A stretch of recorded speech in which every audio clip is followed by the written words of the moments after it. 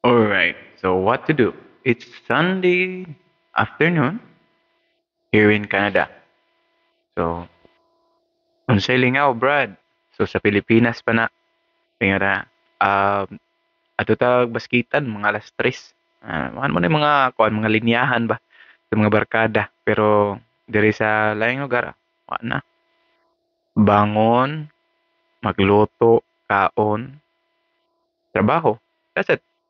So mo na yung kalainan. So usay pa sa una kay kanang ini alas 3 pa lang ligo na ko. Pagkahuman ligo, dadto na sa baskitan, gahulat-hulat na ko kinsay mga madua, di ba? So makita na dito, 20-20, hala binunugay maayo. Taman mga paksi na, kilay na ko. Pila na nagisi.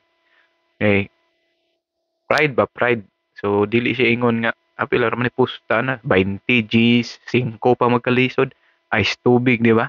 So, muna yung makakaligri, kahuman, ngita na akong asawa. Kay, alas 3 pa nila ka, nauli sa balay, alas City.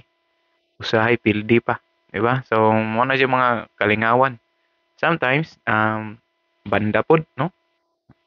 La sugod na kuan pakang sa drums, gitara-gitara, kanta-kanta, mga launa, sapon may narong oras maabta na alas 9 gabi tungod sa kalingaw ba. So alam kung ano misaw na kanang mga tripping, yung mga reggae ba, mga kuan mga pareha ng mga sayaw-sayaw ni Elias, mga Bolivia's Rhythm, nga ni sikat nagmay karon no?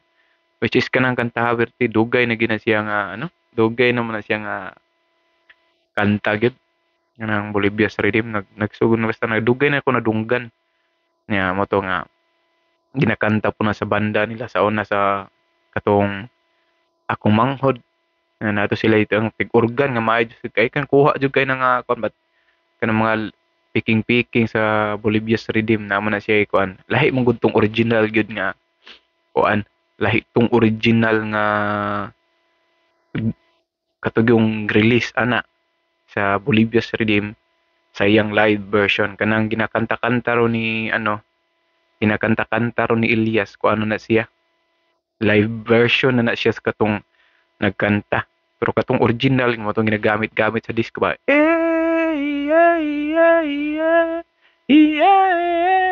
Sabay-sabay na mga nana man na so mo na ang ako lang nga kuan nga di lang gid unta ko maabot sa panahon nga mosayaw na pug ko ng pinaana-ana ni kuan no ni Elias kay murag gamay-gamay na lang kuwang murag makasayaw na gid kuan na ba pero ayaw lang gid taon itugot kay murag lain kay naabot na ng bas ganda moro to so mo na diyan mga lingaw mga idol no sa napata sa kuan Pilipinas dire kay kung pa sa akong nakaistorya nga Indiano eat sleep repeat no work go to work so, mo na siya mga idol pero still thankful no kay um, daghan kung panghuna-una nimo mo ning gipangandoy nako sa una mo ning giampon ako sa Ginoo gihatag na niya na nakadiha di ba all you have to do is be grateful for all the things that God has given to you kay dili tanan gitagaan og opportunity nga maabot ka diha mo na nga makita nako sa Facebook most of the time daghan kay mga complain like um, kayo trabaho dire no which is wala may gasugo nimo nga moanha ka ng lugar, di ba? And number one purpose nga gianha ka is mo trabaho.